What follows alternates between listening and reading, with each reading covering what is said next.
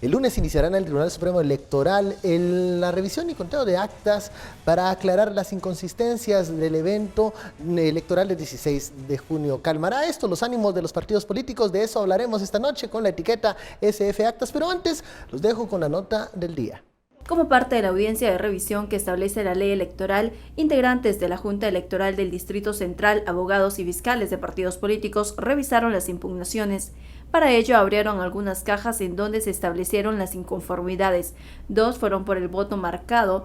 En este se resolvió que era clara la intención. Otra inconformidad era que no aparecía la firma del presidente de la Junta Receptora de voto en el acta. Los otros casos es en donde hay aparentemente un error en la suma, que no coincide el dato de la certificación con lo que se establece en el acta número 4, que es la que se firma por todos los miembros de la Junta y por los fiscales respectivos.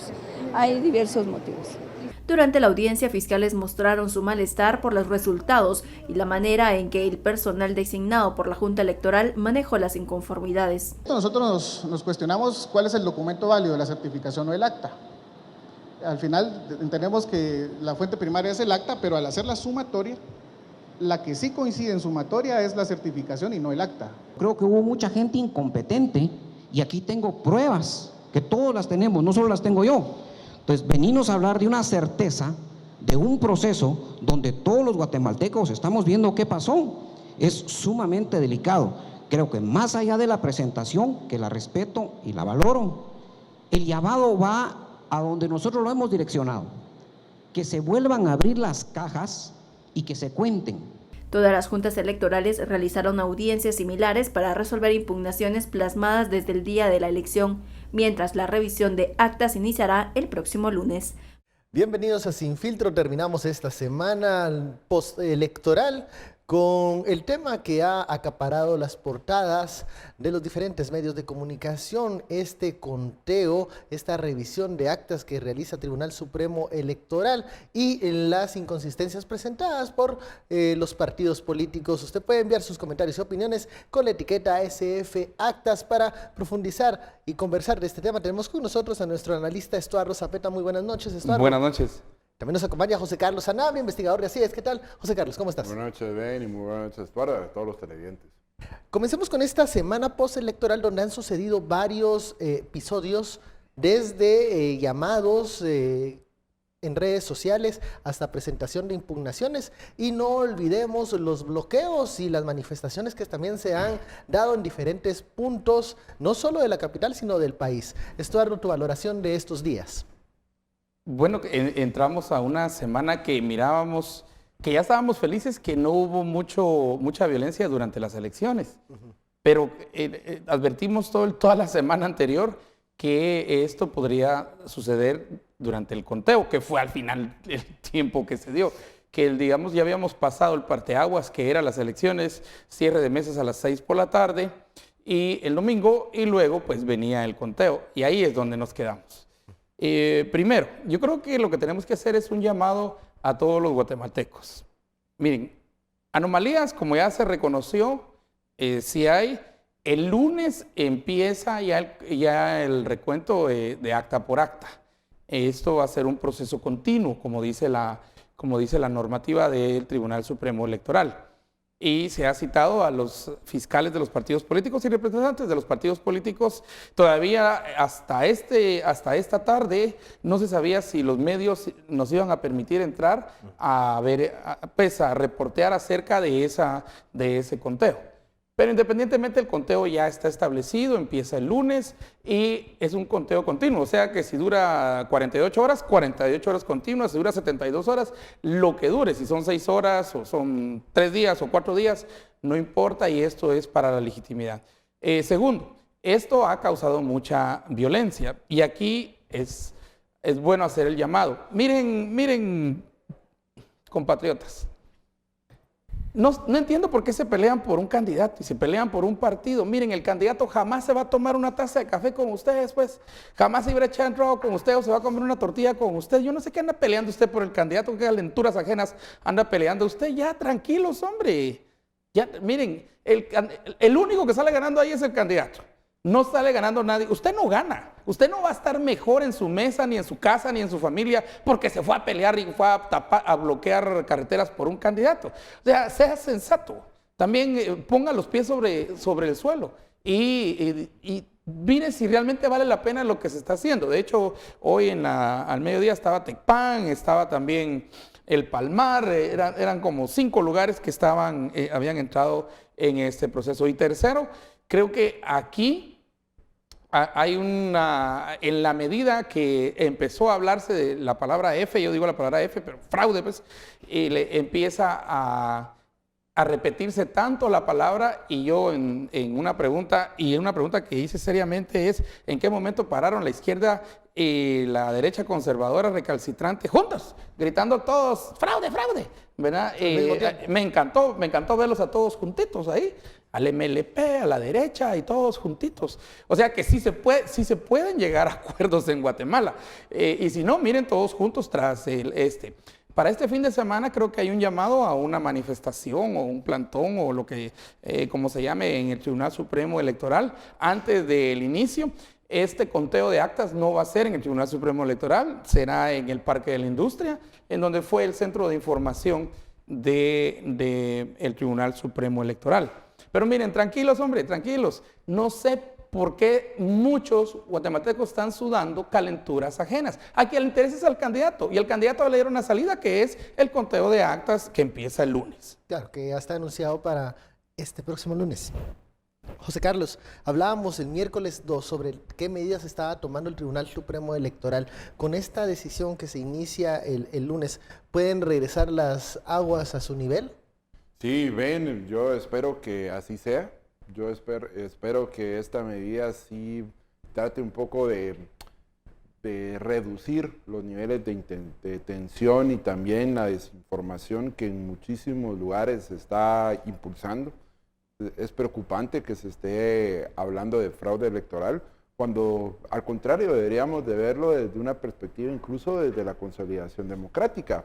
Es solo el hecho de que se haya identificado el problema, que haya salido la autoridad electoral reconociéndolo y que en este momento ya esté una solución para resolver ese problema, ya nos muestra que en términos democráticos hemos avanzado.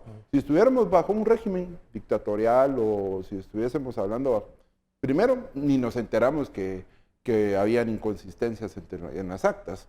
Segundo, ni siquiera nos hubiesen preguntado y hubiese sido un poco al estilo de lo que sucedía antes. Es decir, simplemente anunciaban quién era el candidato y punto.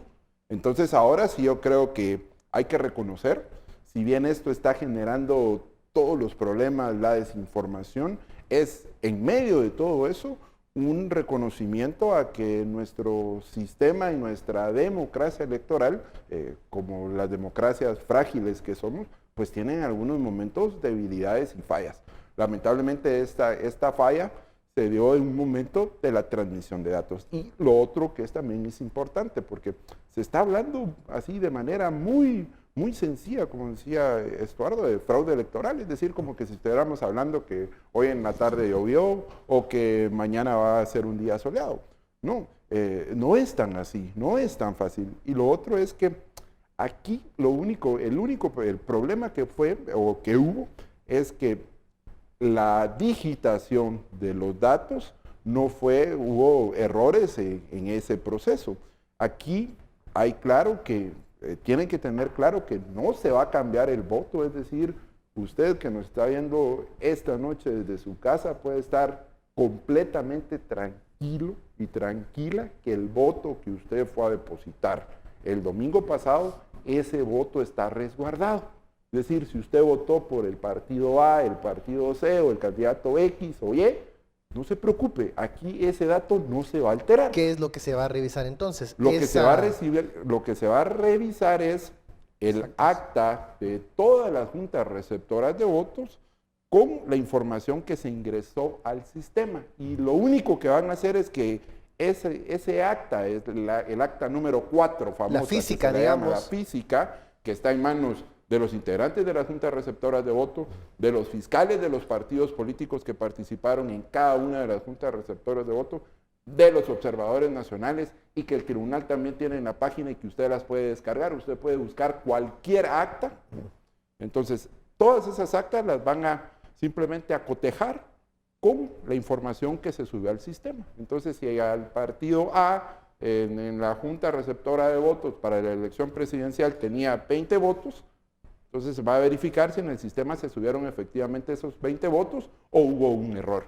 Entonces, es simplemente un error en la digitación. Aquí no hay que hablar de fraude, aquí no se va a alterar y usted puede dormir tranquilo todo el fin de semana, que el lunes que inicia el trabajo de esta comisión, aquí su voto está resguardado, no va a cambiar.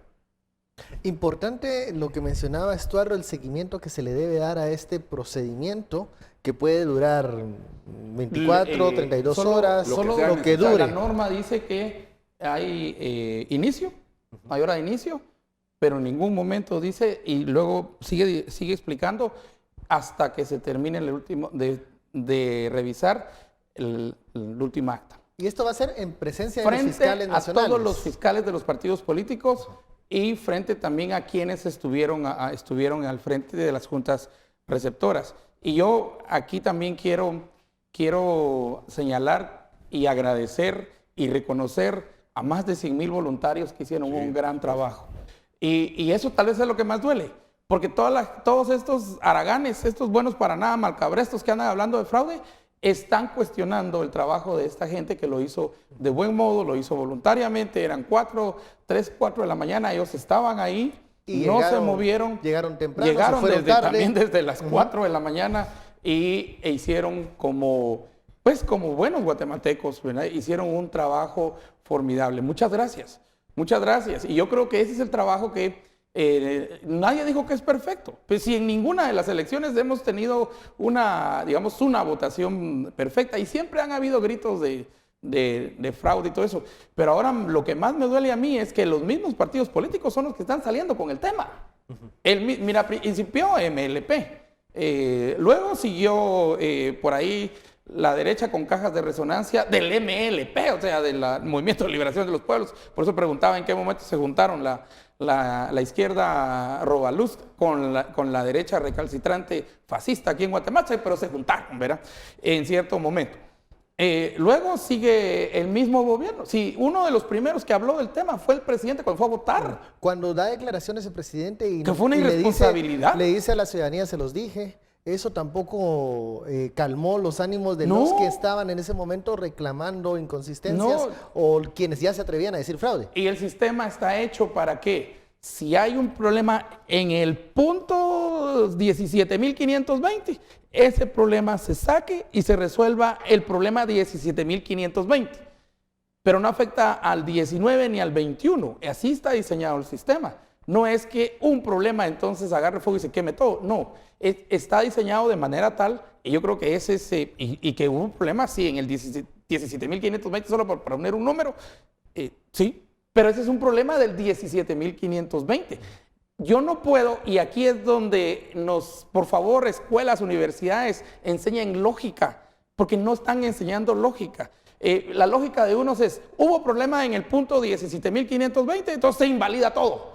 Y nada sirve, ¿verdad? Y hasta ahora salió, ¿cómo se llama? El israelí, un señor que es de Israel que se vino de candidato, sí, pidiendo la renuncia de los del Tribunal Supremo Electoral. Ahora, a eso iba la reacción de los excandidatos a la presidencia, se hizo manifiesta. Israelíes en Guatemala de candidatos?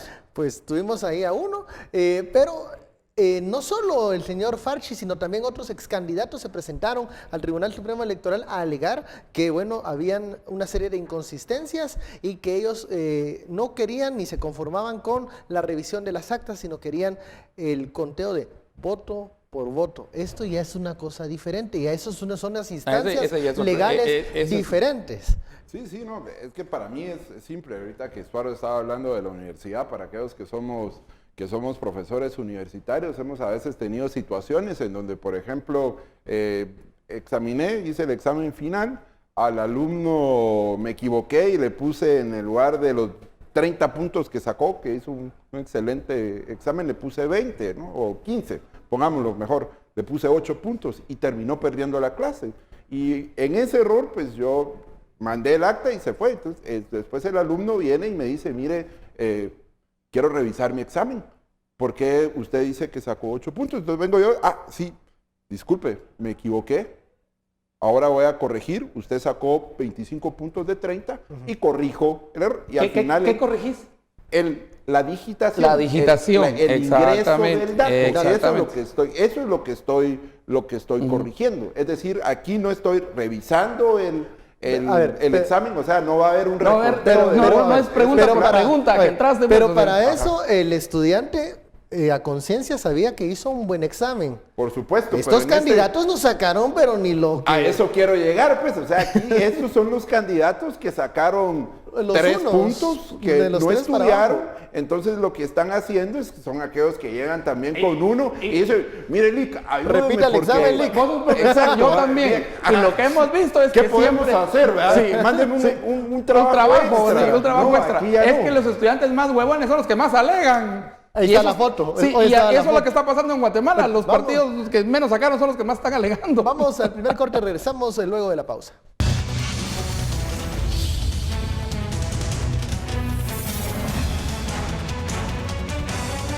Continuamos en Sin Filtro, la etiqueta SF Actas. Estamos hablando de lo que ha ocurrido toda esta semana, la presentación de las inconsistencias, el reconocimiento de errores por parte del Tribunal Supremo Electoral, pero también las expresiones de los excandidatos de que iban tras la presidencia, pero que ellos están clamando que existió un fraude y algunos de ellos piden la repetición de las elecciones. Ya la misión de observación de la Organización de Estados Americanos presentó su informe, no escondió el hecho de que hay falencias en el proceso, pero ellos descartaron el fraude.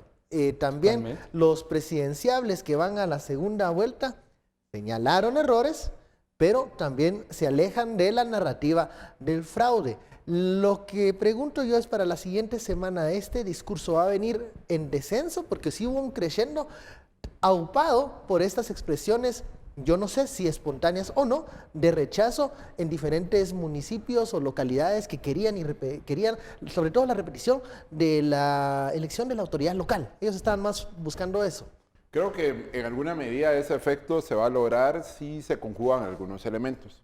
Primero, sí creo que es importante que el tribunal tenga mecanismos de comunicación efectiva, ágil y oportuna. Es decir, que vaya comunicando periódicamente los avances que se van a dar en la revisión y en el trabajo de la comisión especial que se creó para el efecto de solucionar el problema que tenemos con la digitación de los datos. Lo otro es que de alguna manera también los actores políticos y aquellos actores políticos que están utilizando o están malinformando a la gente en muchos municipios, pues tendrán que efectivamente ver que los resultados no les favorecen y bajo las reglas y normas democráticas no les queda otra más que aceptar la voluntad popular que fue expresada en las urnas. Y si esa voluntad popular no los respaldó, pues simple y sencillo, muchas gracias por participar, organícese y en la próxima elección, si usted desea, vuelva a participar. Entonces, sí creo que para eso el tribunal también tiene que tomar acciones de manera paralela en materia de atención a la violencia electoral. La violencia electoral en muchos municipios es de diferente índole. Es decir, la mayoría está asociada principalmente a la reelección de los alcaldes. Hay otras que no y tiene diferentes niveles también de intensidad. Entonces, yo sí considero que al menos para poder atender la situación en la que estamos viviendo, estos dos aspectos, si el Tribunal Supremo Electoral los puede mover de manera paralela y efectiva, yo sí considero que de alguna manera esto va a reducir significativamente, por un lado, los niveles de tensión que hay, va a generar certeza, va a dar certidumbre, y por otro lado, pues también le quita elementos a todos aquellos actores malintencionados que están en este momento hablando de fraude electoral y tratando de instrumentalizar de manera muy negativa para la democracia, pues estos aspectos o estas dificultades que estamos enfrentando. Y repito, es incluso hasta un reconocimiento del grado de consolidación que tiene democrático y nuestro sistema electoral, el hecho de que se hayan identificado los errores, que la autoridad haya aceptado ese error, que haya tomado medidas para aceptarlo, que se estableció un reconocimiento, es decir, los procedimientos institucionales y democráticos para solucionar estos problemas se están utilizando. Ya quedaron por completo en el olvido las tanquetas, la marimba, la quema de urnas. la quema de, en algunos casos, En algunos casos, pero mínimos. Sí, mínimo la quema de urnas y la imposición y la generación de fraudes electorales. Entonces sí es importante indicarlo. Probablemente ahorita no lo vemos, pero yo hago un llamado a la conciencia para que también revisemos. Hemos avanzado y errores se cometen, y no solo los cometemos nosotros, los han cometido en un sinfín de países, en diferentes procesos electorales. La diferencia está cómo solucionamos esos errores, y lo positivo es que estamos utilizando los mecanismos institucionales, democráticos, para buscarle solución a esta crisis. Estos mecanismos institucionales que buscan la resolución de esta crisis, que buscan aclarar y echar luz sobre estas áreas grises del proceso, van a ser suficientes porque hay una solución que no es institucional, que es por la fuerza, que es la presión para que o los magistrados renuncien o se vuelva a realizar el evento electoral. Estas dos vías para solucionar un mismo problema, ¿cuál tiene en este momento el mayor empuje y el respaldo social? Bueno, la que debería tener, que es la institucional, es que no tenemos otra. Es que también no es de ver opciones aquí, no es cuáles vías tenemos. El problema está que si no vamos a la institucional, tenemos serios problemas en las otras vías, porque las otras vías primero no son institucionales y tampoco son legales. ¿Cuál es? Es arrebatar por la fuerza. Es arrebatar, sí, por la fuerza. No sé, es ese sentimiento de perdí pero no lo acepto. Aquí el que pierde arrebata. Eso no es institucional, ni es legítimo, ni es legal. Entonces yo creo que ahí es donde nosotros tenemos que entender que la única solución que tenemos es institucional, no hay otra. Es que no, la legalidad no nos deja otra. Y mira cómo ha sido el manto de mentiras que han lanzado con relación a las elecciones, que hasta salió la mentira que el Congreso iba a decidir sobre el futuro de los magistrados. De los magistrados. Eso hay es falso. Hay muchos bulos que están circulando en redes sociales. Han llegado incluso a redacciones de prensa libre de Guatevisión para solicitarnos información. Lo hemos aclarado. Hay mucha desinformación por WhatsApp, por ejemplo, sí, por cadenas que están llegando en este momento. Y eso es falso. Para principiar, siguen los magistrados, y los magistrados van a tener un recambio precisamente este año, ¿verdad? Sí. No, el próximo. El próximo, perdón, pero con comisiones de postulación. Sí. Hoy tenemos Corte Suprema de Justicia, son los que van a entrar y tenemos entonces esa mentira ha circulado y ha empezado a crecer bastante. 1. 2. Hemos entrado también en un proceso en el que si no creemos en las instituciones, si no las fortalecemos, disculpen, pero no nos queda nada. Después de las instituciones no hay nada.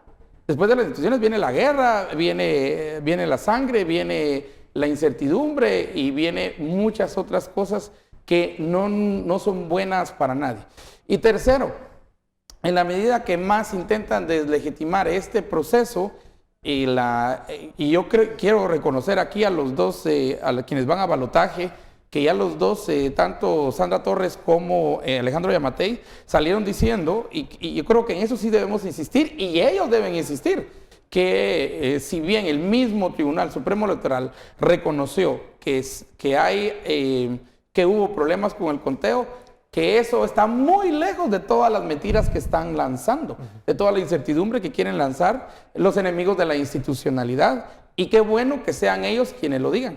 Porque, digamos, el proceso, el objetivo, que entiendo yo, uno es debilitar precisamente el proceso por el cual estos dos candidatos que pasaron a balotaje, a segunda vuelta, pues, tienen que hacer una segunda vuelta en términos generales fortalecidos. Porque entonces cada vez más y más aquí como que se le está diciendo a la gente ya para la segunda vuelta, miren, no vayan a votar. No vayan a votar porque me dice que siempre hay trampa, siempre no sé qué. Y, como alejando, sí, alejándolo, asustándolo del evento de agosto. Y conste que nosotros iniciamos este proceso también con una nueva ley. Nosotros en una entrevista con la magistrada, una de las magistradas, la magistrada María Eugenia Mijangos, precisamente el domingo en la noche, yo hacía la pregunta acerca de lo más complicado de esto, y lo más complicado de esto es que también estamos en una nueva ley. Y miren, más allá de las anomalías que hubo, yo creo que hay cosas más interesantes que tenemos que ver. Por ejemplo, cuáles son las propuestas de los 12 candidatos que pasaron a la Te iba a preguntar algo parecido. Durante la primera etapa de la campaña electoral, la judicialización absorbió muchos espacios de discusión, de cobertura noticiosa.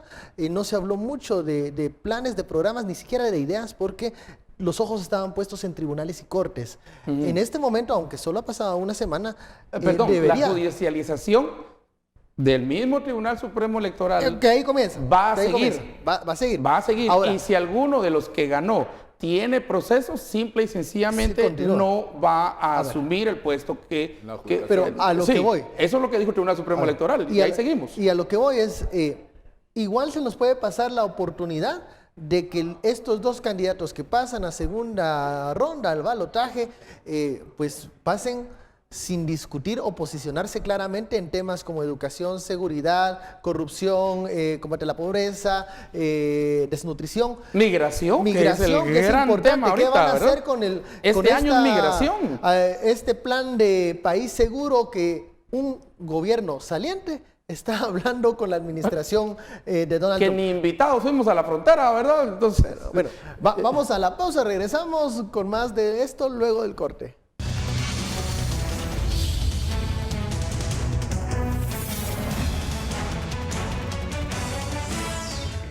Regresamos a Sin Filtro, la etiqueta SF Actas. Estamos hablando de lo sucedido durante esta semana y la respuesta del Tribunal Supremo Electoral. Ayer hablábamos acá en el corte, tuve la oportunidad de conversar con diputados electos de los partidos humanistas, Semilla y Creo. Ellos hablaban de esta situación y entre bromas decían, bueno, somos los diputados electos de la primera ronda, de este primer, a ver si pasamos el siguiente conteo, ¿verdad? Porque pueden, decían ellos entre bromas, pues disminuir algunos votos y tal vez alguno de ellos no lograr una curul o tener un diputado más.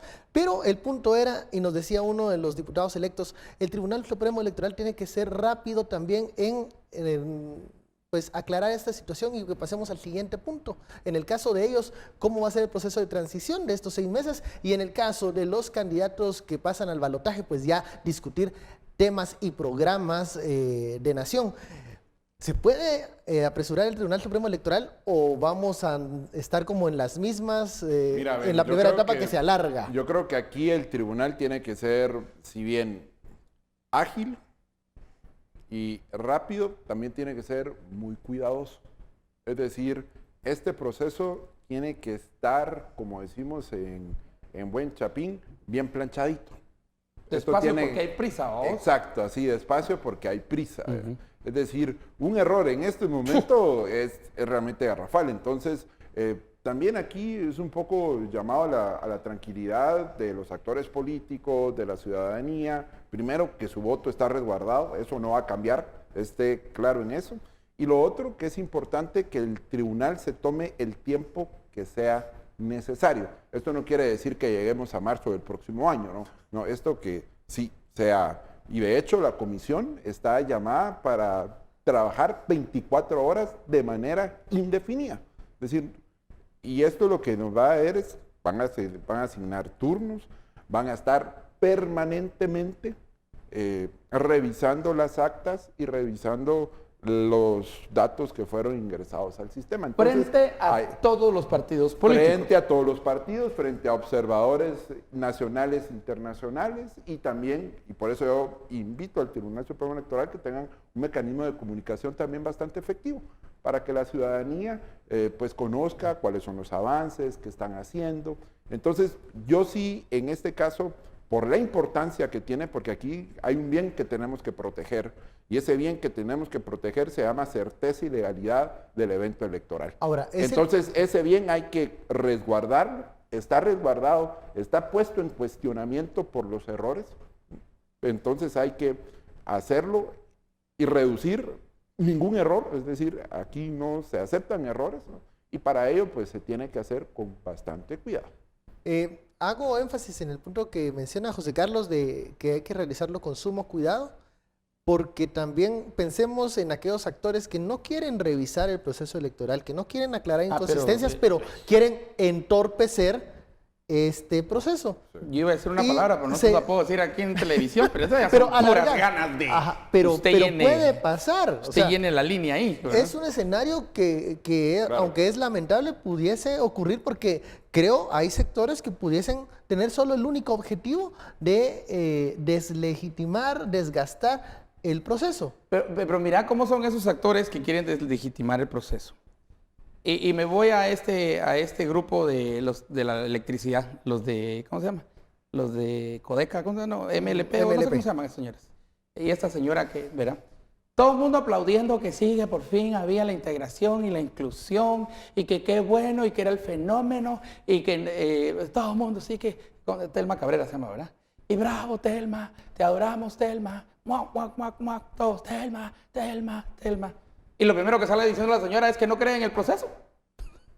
Ella misma deslegitimó el proceso por el cual muchos estaban diciendo que ella había tenido una gran oportunidad de ser nueva, de ser poco conocida y de haber lanzado una propuesta. Ya usted está de acuerdo o no está de acuerdo, ese es otro, o yo estoy de acuerdo o no estoy de acuerdo, ese no es el tema.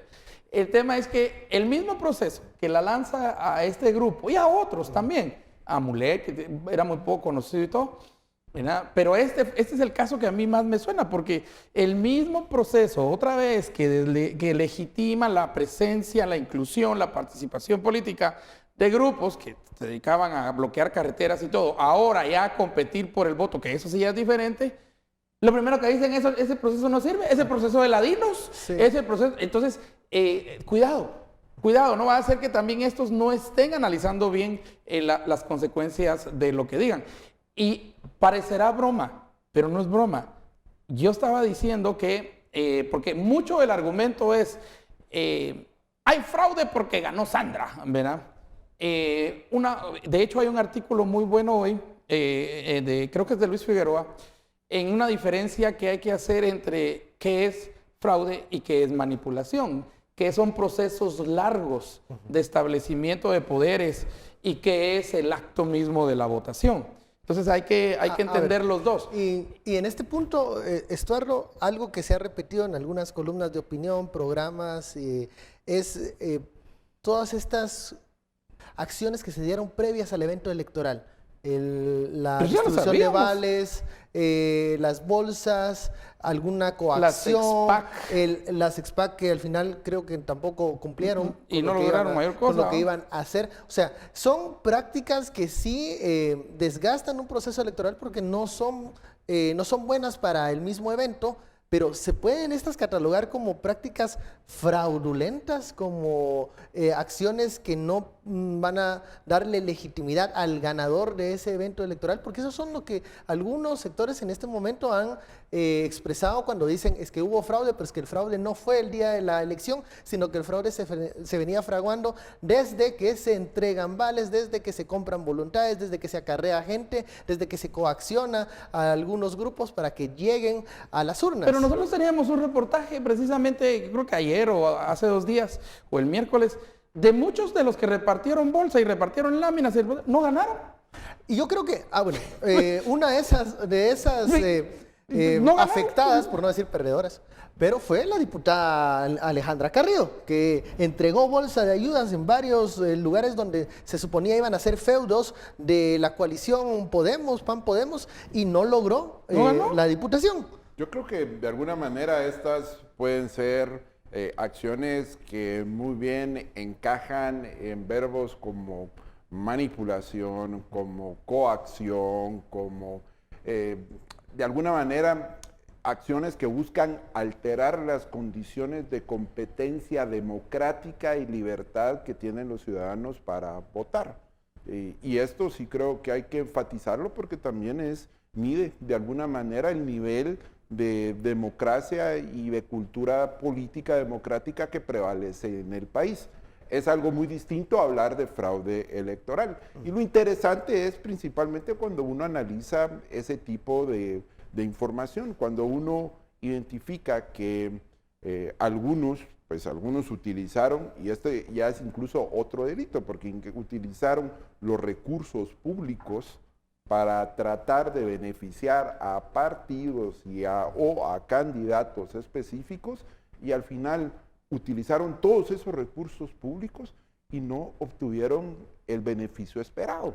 Entonces acá, de alguna manera, también nos muestra que tenemos una ciudadanía que cada vez está más consciente de que este tipo de acciones lo único que buscan es alterar los niveles de competencia, tanto en igualdad como en condiciones democráticas en las cuales se desarrolla el proceso electoral.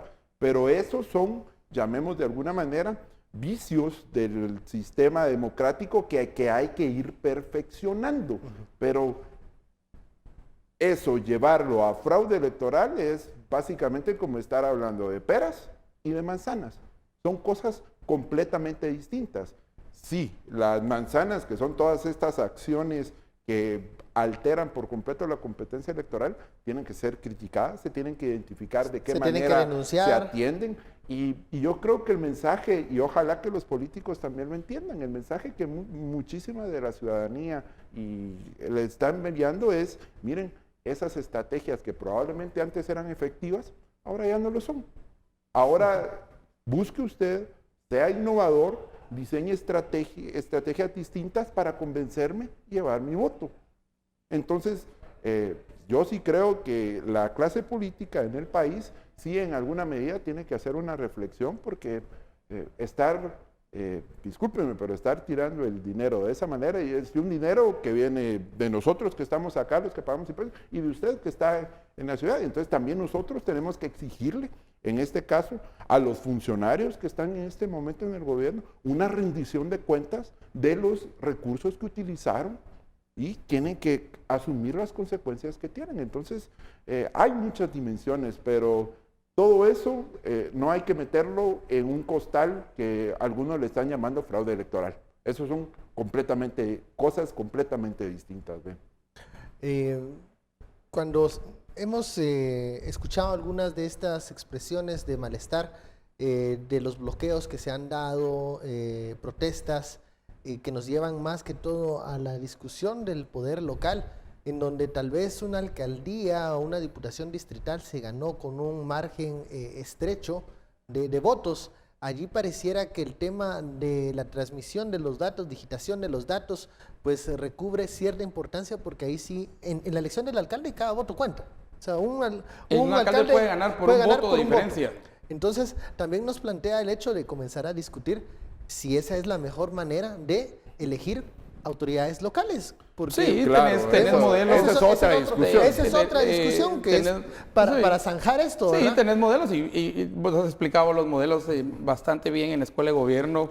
Los hemos explicado en muchos lugares, ¿verdad? Donde hay, por ejemplo, una diferencia porcentual. Vamos a hablar de esos modelos, pero al regreso de la pausa. Volvemos.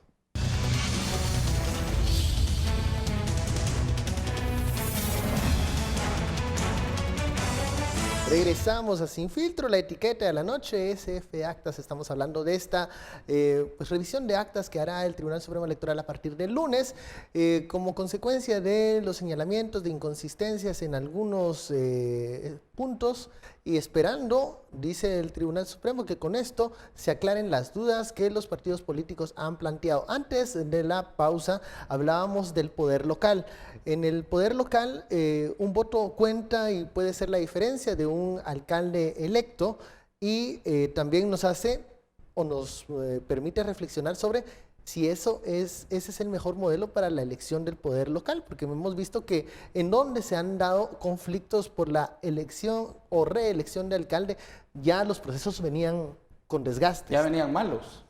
O sea, la votación fue un punto en el cual simple y sencillamente estalló pero eso ya venía malo. Mira, yo decía que hay modelos, ¿verdad? Hay modelos, por ejemplo, en los cuales nosotros tenemos el modelo de Hunt. Entonces, nosotros elegimos alcalde y el alcalde gana por un voto, pero toda la corporación municipal que gana sí tiene que hay que aplicarles la fórmula.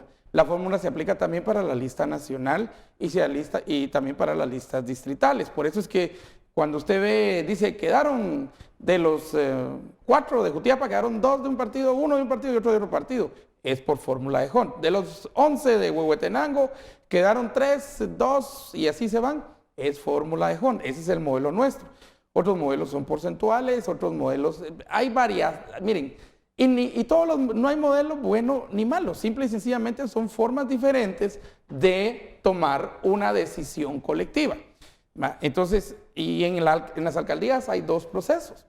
Está para alcalde, que es el de mayoría simple, con un voto se gana. Si partido C sacó 1000 votos y el otro sacó 999, el B y el A sacó 998, gana partido C, porque sacó un voto más que el resto. No hay.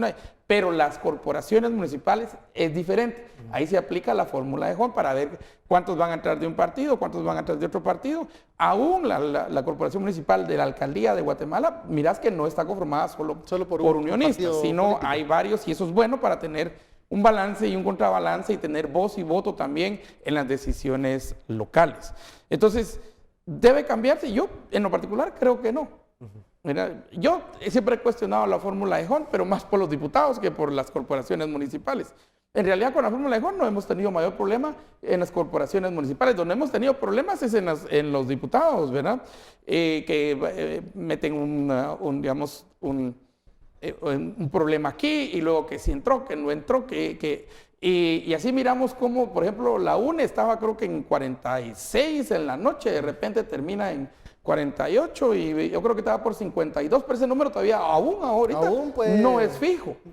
Y eso lo dijeron ayer los mismos diputados electos, que aún ese número no es fijo, a no ser que sea el número 1 y que sea un número repartidor tan grueso y que haya superado por mucho ese número repartidor, que entonces esté súper seguro. Y esos son los número 1 de lista nacional o los número 1 de lista distrital cuando tienen suficientes votos. Pero yo quería solo señalar algo aquí. Miren cómo nuestra lógica es torcida, ¿verdad? Porque para muchos, y son 2 cosas diferentes. A, hubo fraude porque ganó Sandra, ¿verdad? Y para otros, B, ganó Sandra porque hubo fraude. Esas son las 2 grandes líneas de pensamiento, que no es lo mismo. ¿Verdad? Entonces yo me puse a pensar, pero en las elecciones infantiles también ganó Sandra Torres. Me van a impugnar. O sea que el lunes también los niños tienen que empezar a contar sus votos, ¿verdad? Porque y sonará a risa y sonará, pero no. Las elecciones infantiles, curiosamente, uno de los pocos países que hace elecciones infantiles es Guatemala en el mundo. Sí tienen un reflejo muy interesante de la realidad de los adultos. Y miremos cómo quedaron las elecciones infantiles. Entonces, aún aquellos que tienen su argumento de la palabra F, ya sea A se dio porque B sucedió o B sucedió porque tenía como prerequisito A, ¿verdad? Están digamos, equivocados desde esa lógica por una razón sencilla. No se dio en todo el proceso. Y cuando no se da todo el proceso, cualquiera de los argumentos se cae. O sea, no podés generalizar, ni por deducción puedes llegar a una conclusión de esa forma. Pero esa es la conclusión sencilla a la que mucha gente está llegando por la repetición de la mentira y la repetición de la palabra y luego por lanzar esas fake news de decir los magistrados están fuera, los magistrados se van a ir, el Congreso va a echar a los magistrados. Creo que eso sí le está haciendo mucho daño a la institucionalidad y al Tribunal Supremo Electoral.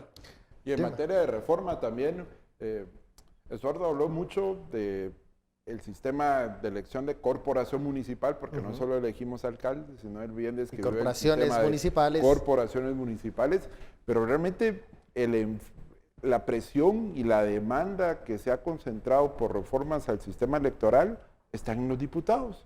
Desde pasar de este sistema de listas cerradas y bloqueadas, que lo que hace es que los partidos impongan candidatos, a explorar modelos, por ejemplo, de listas siempre cerradas, pero desbloqueadas, o hay algunos que hablan de listas abiertas, en donde, por ejemplo, el votante ya tiene la posibilidad, ya no solo, usted tiene bastante presente que fue a votar el domingo, cuando se encontró con la boleta de de diputados, ya sea lista nacional y distrital, presentaba el logo del partido y en pequeñito, así en pequeñito, la lista de las personas que en orden decidido y el orden decidido por el partido, pues se establecía quiénes eran los candidatos.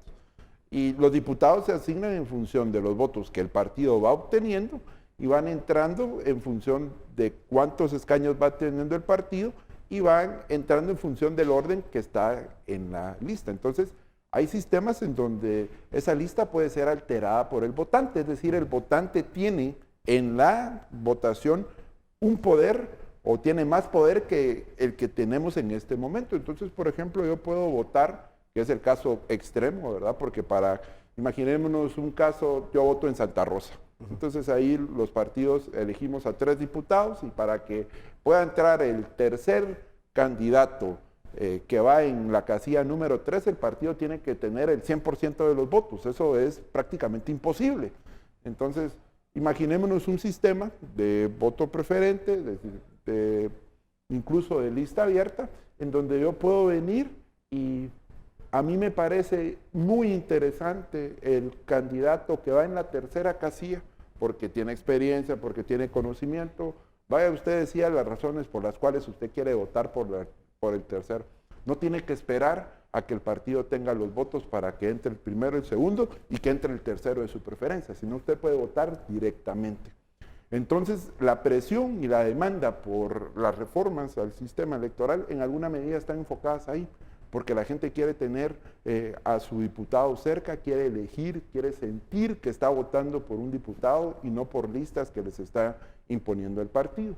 En alguna medida esto también va de la mano con cambiar los distritos electorales para que ya no sean tan grandes, ¿verdad? Distritos, por ejemplo, como el de departamentos de Guatemala o el distrito central, donde se eligen 11 y 19, que terminan siendo muy grandes, entonces es muy difícil que el votante, y acercarlos a distritos más pequeños para que las personas tengan la opción de poder elegir entre menos diputados. Pero eso ya fue declarado inconstitucional, desafortunadamente. Sí, y la CC dijo que eso era inconstitucional, no podemos dividir Guatemala por distritos, lo cual todas las democracias van hacia la distritalización del mundo. Y al tener más cerca... Por supuesto, porque el verdadero poder es el poder que está cerca, y es la alcaldía, es el consejo municipal, es el que yo le hablo del agua, de la basura, de la luz, le hablo de la violencia, de la necesidad. En específico. Y aquí, por ejemplo, mira la petición que hace el alcalde de Misco, reelecto, sacó como 56% por ahí, creo que fue el que más... La votación más alta fue Neto Brand. Abismal. Fue abismal. Contundente, eso no puede decir que no. Sí, eso fue. Ahí no hay nadie, no hay ningún partidito que se ponga a alegar. Pero bueno, pidió el control de la Docomisaría 16, que es el control de la PNC. Como parte de una... Ajá, y interesante, porque en muchos países esa es la forma como se da el control de la seguridad local. A partir digamos, de alcaldías, pero también, digamos, en países anglosajones de sheriffs o de también fiscales que están ahí locales. Nosotros creo que nuestro problema es en ese sentido de centralización. Lo tenemos todo en la capital al final del día, y aunque querramos descentralizar, a veces la descentralización es agregar más pasos burocráticos al sistema. Eso no es descentralización, eso solo le fregaron la vida al que está en Huehuetenango, al que está en Petén, al que está en Izabal y al que está en Jutiapa, pues, porque tiene que venir a la capital a hacer sus trámites, ¿verdad?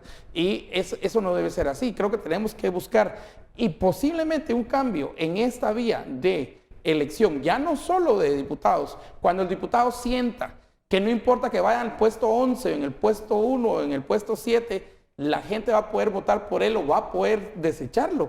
Creo que va a tener más auditoría, va a ser más auditable, pero también va a estar más consciente que va a tener más auditoría, que eso es lo mejor para nosotros.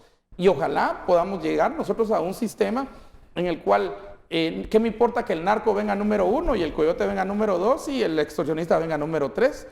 Porque posiblemente el que interesa a la comunidad es el número 5. Entonces, pero como don narco y don coyote y don extorsionista y don secuestrador quieren poder también local, sobre todo don narco si es en las fronteras, él quiere ser el alcalde, ¿verdad? Entonces se pone número 1 de la Y de la sabe lista que va nacional a entrar si... y consigue. financia a su alcalde, ¿verdad? Para ir concluyendo, en esta semana se ha repetido mucho la palabra F, diría Estuardo. Sí, lo del ni la fraude. digas. Pero yo pensando a futuro, para el próximo proceso electoral, se está cuestionando mucho al Tribunal Supremo. Aquí en este foro hemos hablado sobre las debilidades que tiene aún el Tribunal Supremo Electoral, pero que es el árbitro, digamos, la garantía de estas elecciones. ¿Qué puede pasar si se sigue con una narrativa de desgaste a futuro? En los próximos comicios van a venir nuevamente a señalar inconsistencias. Ven, y aquí o la tenemos- palabra F, diría Estuardo. Aquí, ven, tenemos, como lo hemos enfatizado en muchísimos momentos durante este programa, también una salida institucional.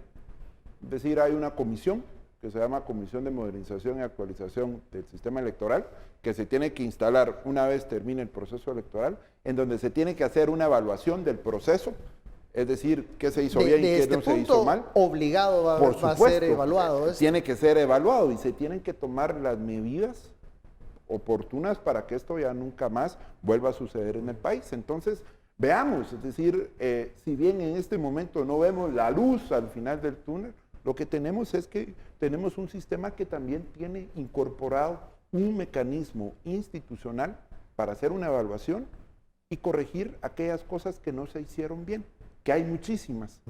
Entonces, esto es un llamado para que las personas que integren esta comisión, que muy probablemente va a ser el tribunal, convocando a los partidos, convocando a algunas organizaciones especializadas en la temática político-electoral, se sienten y hagan una evaluación así seria de qué cosas se hicieron bien y qué tenemos que cambiar. Y ahí el abanico está abierto para muchísimos aspectos. Hay algunos que están hablando de que es necesario, por ejemplo, una profunda reforma y modernización del Tribunal Supremo Electoral. Yo creo que es necesaria para hacerlo, ya que se ajuste a las exigencias de la Guatemala del hoy. Otros están hablando de sí, efectivamente, cambiemos, por ejemplo, la forma en que se organizan los partidos, cambiemos nuestro sistema electoral. Pero todos esos aspectos, hay un espacio institucional, una oportunidad en donde podemos sentarnos, discutir, llegar a acuerdos, encontrar soluciones y las soluciones más óptimas para los problemas que se han identificado. Y buscar la no repetición de esos errores. Por supuesto. Claro que sí. Bueno, hemos llegado al final. Muchísimas gracias, José Carlos Estuardo, por esta conversación. A usted muchas gracias por su sintonía y preferencia. Esto fue Sin Filtro. Nos vemos el lunes.